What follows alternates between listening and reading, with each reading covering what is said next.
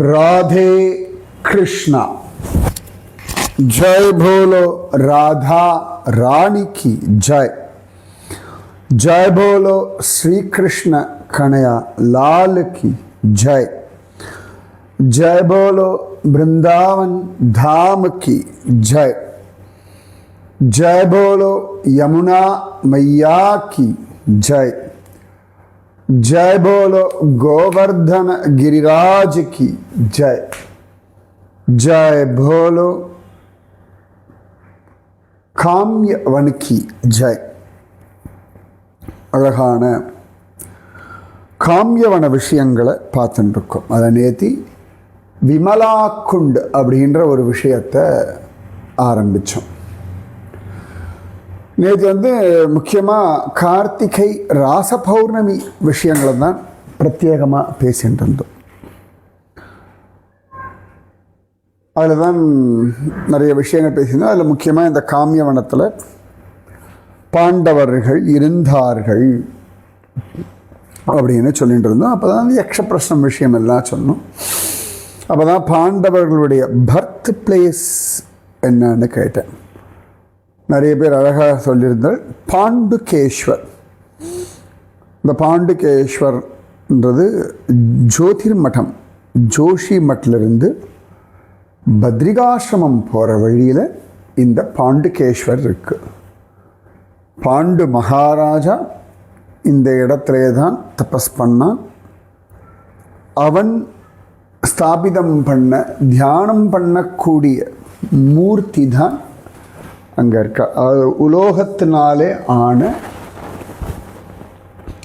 மூர்த்தி.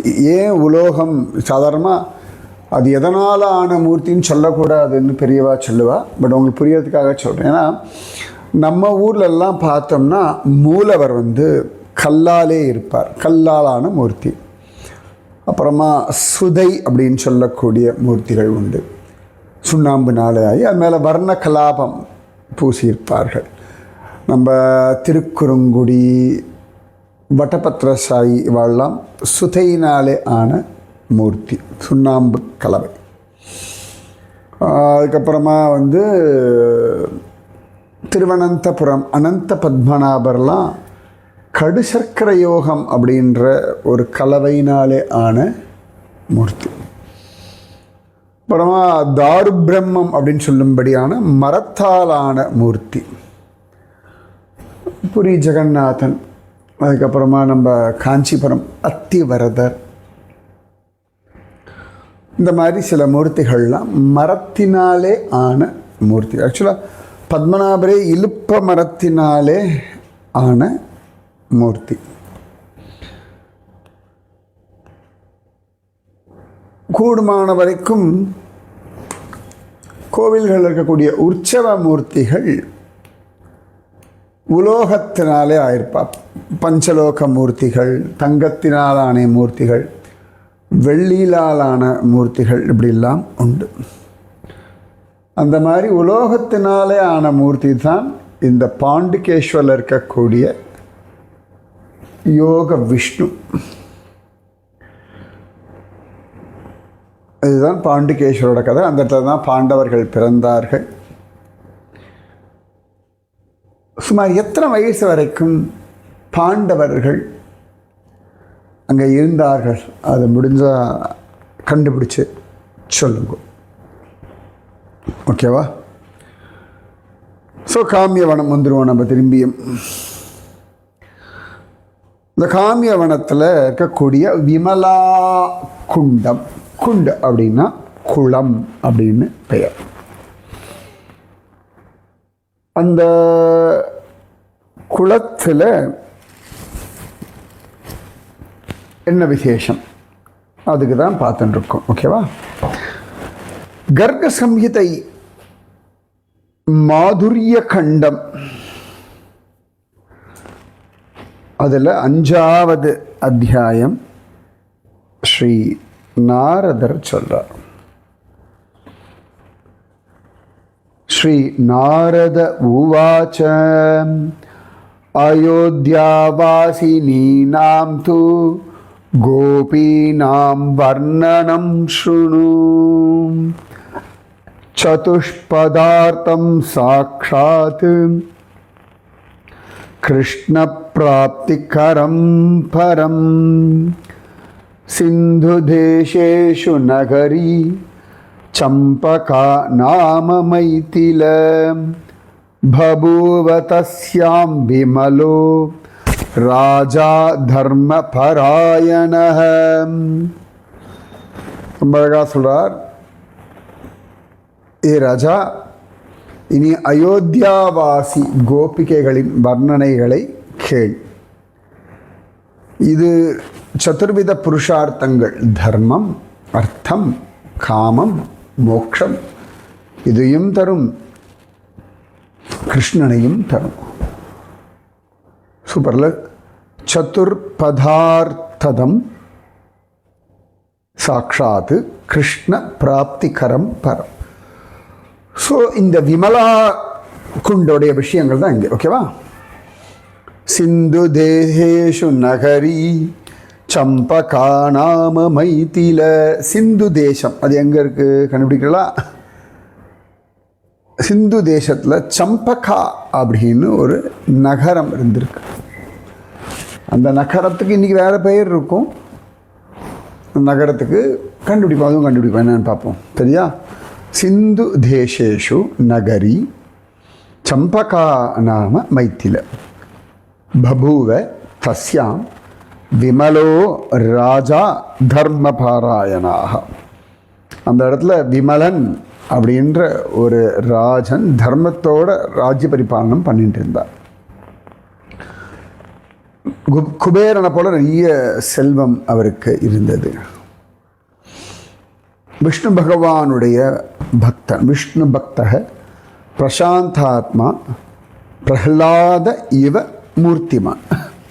பிரசன்னமான மனசு உடையவர், பிரஹ்லாதன் போலே பக்தி உடையவர். ஓகேவா? பாரியானாம் ஷட் சஹஸ்ராணி பபூவஹ தஸ்ய பூபதே. இந்த ராஜாவுக்கு 6000 மனைவிகள் இருந்தார்கள். ரூபவத்யக கஞ்சநேத்ரா வந்தியாத்வம் சா சமாகதாக. எல்லாருக்கும் தாமரை போன்ற கண்கள், அழகான ரூபம் உடையவர்கள். அவள் எல்லாரும் ஒன்றா இருந்தா, ஆனால் யாருக்கும் குழந்தை இல்லை. அப்போ ஒரு நாள் இந்த ராஜா ரொம்ப யோசிச்சுருக்கார், காலம் போயிட்டே இருக்கு, எனக்கு குழந்தைகளே இல்லைன்னு. அப்போ ஒரு நாள் இந்த ராஜாவினுடைய அரண்மனைக்கு யாக்ஞவல்கிய முனிவர் வந்தார்.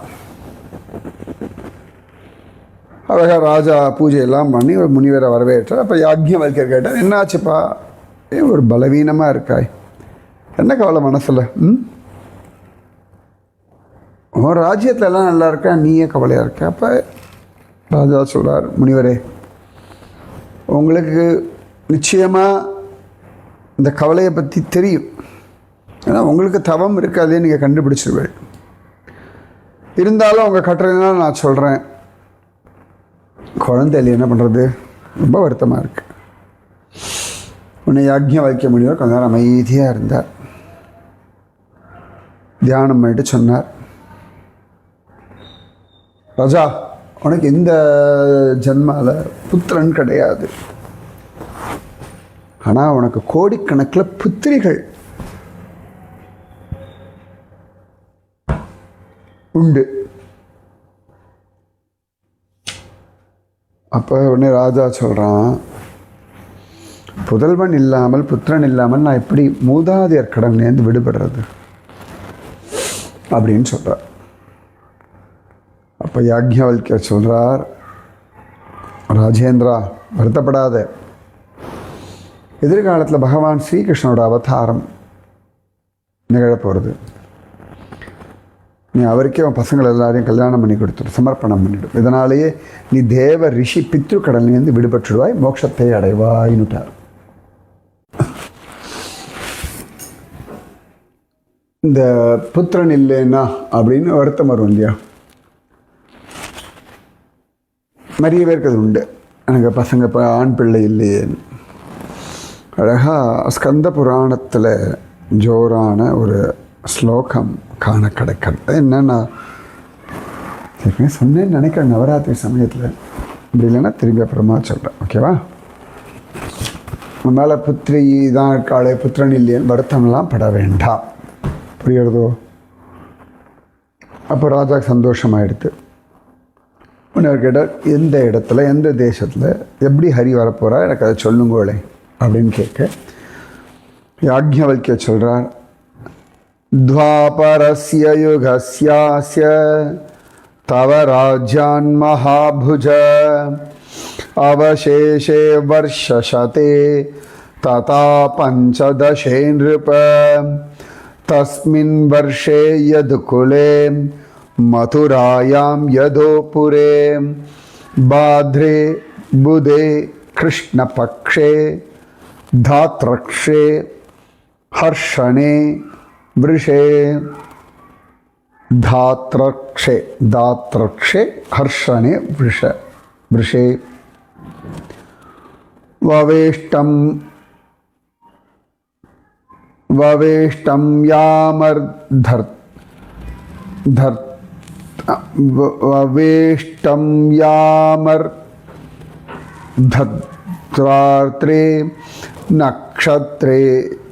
நக்ஷத்ரேஷ மஹோதயே அந்தகாராவ்ருதே காலே தேவக்யாம் சௌரி மந்திரே.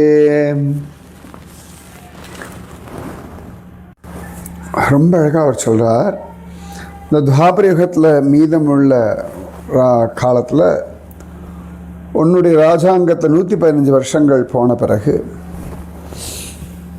யதுபுரியான மதுராவில் யதுகுலத்தில் பாத்ரபத மாதம் கிருஷ்ணபக்ஷம் புதன்கிழமை, கர்க்க சம்ஹிதையில் சொல்லும்பொழுது திரும்ப திரும்ப பாத்ரபத மாதம் அப்படின்னு தான் சொல்கிறார். புரட்டாசி மாதம் தான் பாத்ரபத மாதம். இதில் கர்க்க சம்ஹிதையில் அப்படி தான் இருக்குது. பாகவதத்தில் கிருஷ்ண அவதார மாதம் இருக்கா பாருங்க. இந்த ஸ்லோகம் இப்போ வாசம் இல்லையா, அந்த மாதிரி ரொம்ப அழகாக சொல்கிறார். நம்ம எல்லாருக்குமே தெரியும் கிருஷ்ணபக்ஷம், அர்த்தராத்திரி, அஷ்டமி திதி இதெல்லாம் தெரியும். ரோஹிணி நட்சத்திரம் இதெல்லாமே தெரியும். இதில் முக்கியமாக அவர் சொல்கிறது புதன்கிழமை அப்படின்ற. சரியோ? ஹரி அவதாரம் செய்கிறார். அந்த கிருஷ்ணன் ஜம்முன்னு இருப்பான், பீதாம்பரதாரி கமலநயனன். அவதார காலத்தில் 4 திருக்கைகளோடு பகவான் தோன்றுவான். அவனுடைய திருமார்பில் ஸ்ரீவத்சம்ன்ற மரு இருக்கும். அவருக்கு உன் பசங்களை நீ கல்யாணம் பண்ணி கொடுக்கணும், உசுரோடு இருப்பாய், அதன் பிறகு நீ மோட்சத்தை அடைவாய் அப்படின்றார். பவிஷ்யதி ஹரி சாக்ஷாத் அரண்யாமத்வரே அக்னிவத் ஸ்ரீவத்சாங்கோ கணஷாமு வனமால்யதி சுந்தரஹ. வனமால்யः அதிசுந்தரः. வனமாலி அதிசுந்தரः. பீதாம்பரः பத்மநேத்ரோ பவிஷ்யதி சதுர்புஜः. தஸ்மை தேயா त्वया கன்யா ஆயுஸ்தே அஸ்தி ந சம்சயः. இப்படி சொல்லிட்டு யாக்ஞவல்கியர் போயாச்சு. ரொம்ப சந்தோஷமாக அவர் பாட்டுக்கு இருந்தார்.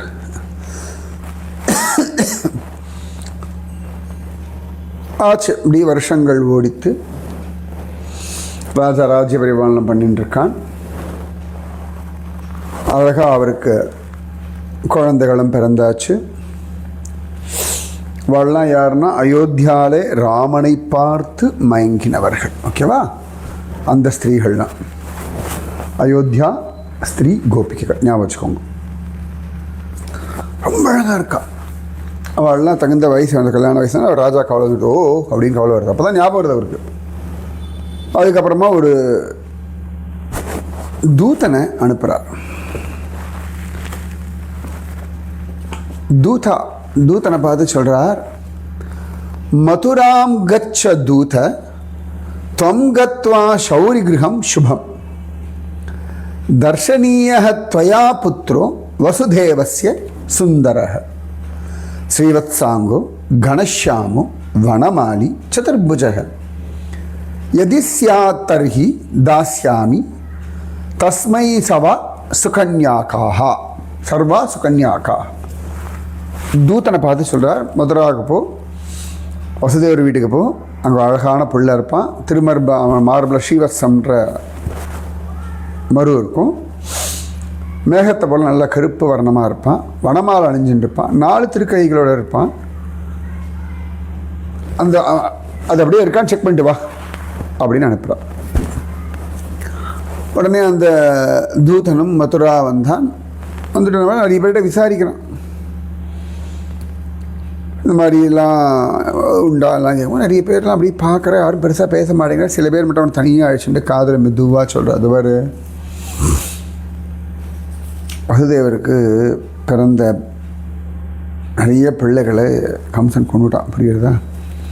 ஒரே ஒரு பெண் குழந்தது, அதுவும் ஆகாசத்தை பறந்து போயிடுது. வசுதேவர் இங்கே தான் இருக்கார். ஆனால் பிள்ளைகள்லாம் போனால் ரொம்ப துக்கத்தில் இருக்கார். இது போய் வேறு எங்கேயும் கேட்டுறாது. இந்த நகரத்தில் கம்சனுடைய பயம் அதிகமாக இருக்குது.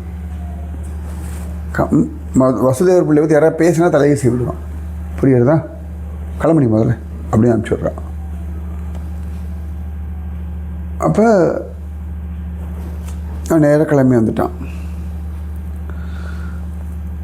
இப்போ தூதன் சொன்னான், அங்கே போனது நடந்தது எல்லாம் சொல்லிட்டு சொல்கிறான். நான் சரி, ரொம்ப வருத்தமாக இருந்தது ராஜா. நம்ம ராணிகளுக்கு, இளவரசிகளுக்கு இப்படி என்னடா அதுன்னு யோசனை பண்ணிட்டு நான் வந்துட்டு இருந்தேன். ஏவம் ஸ்ருத்வா யதுபுராக நிர்கதோகம் ஷனை ஷனை. நான் மெதுவாக அப்படி வெளில வந்துட்டேன். இந்த ஷனை அப்படின்னா மெதுவாக, இந்த சரண் அதுதான் மெதுவாக நடத்தல். இந்த சனைச்சரனை தான் மெதுவாக நடப்பவர்னு சொல்கிறோம். சனீஸ்வரன் சொல்கிறோம் இல்லையா, அவர் சனைச்சரன். சரியா? அப்போ நான் அப்படி போனேன். சரண் விருந்தாவனே ரம்யே காளிந்தி நிகடே சுபே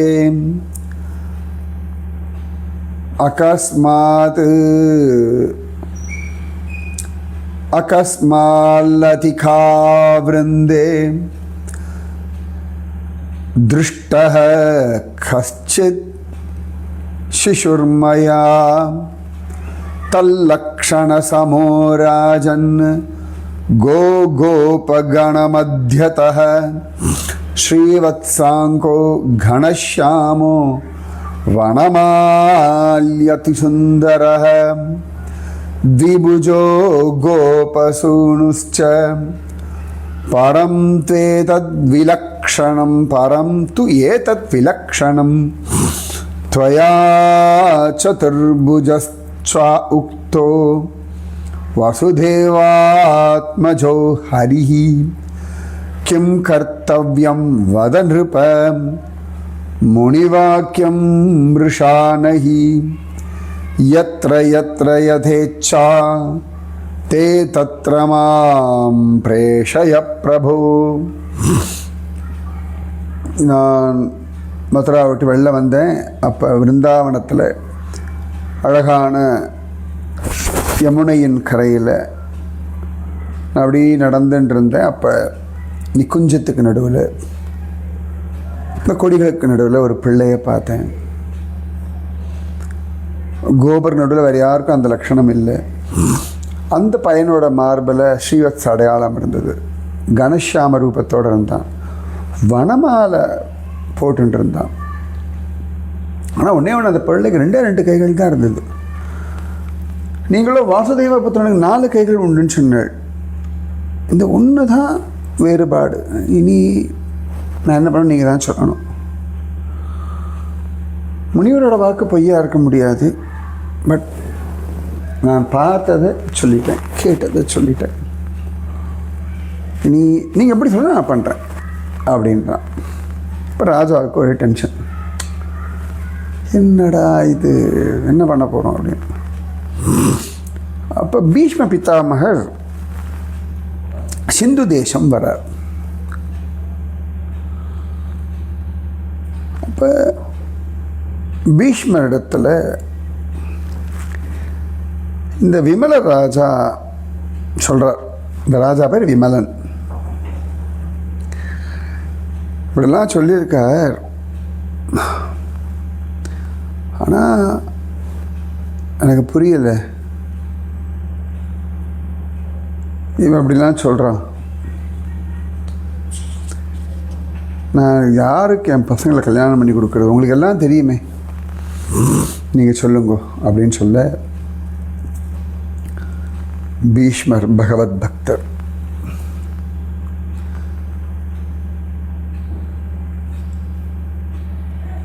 ரொம்ப விசேஷம் தெரிஞ்சவர்.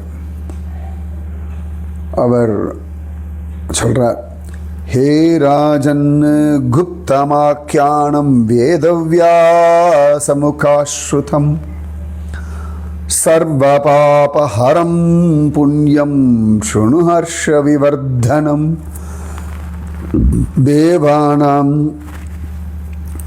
ரக்ஷணார்த்தாய दैत्यानां हि वधाय च वसुदेवगृहे जातः परिपूर्णतमो हरिः अर्धरात्रे कंसभयानीत्वा शौरिश्च तं त्वरं गत्वा च गोकुले पुत्रं निधाय शयने नृपम् यशोधानन्दयोः पुत्रीं मायां नीत्वा पुरं ययौ ववृधे गोकुले कृष्णो गुप्तो ज्ञातो न कैनृपिः सहृदेववृन्दकारण्ये हरिर्गोपालवेषदृक् एकादशसमास्तत्र गूढो वासं करिष्यति दैत्यं कंसं घातयित्वा प्रकटः स भविष्यति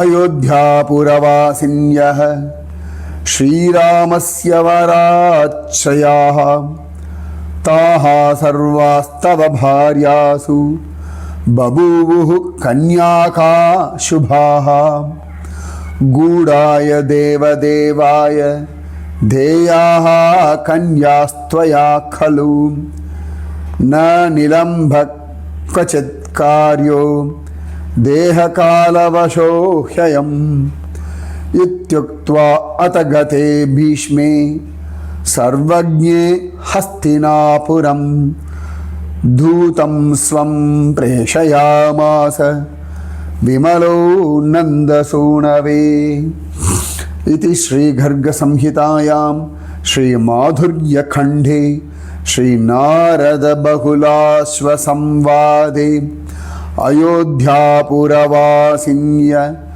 उपाख्यानं नाम षष्ठोऽध्यायः.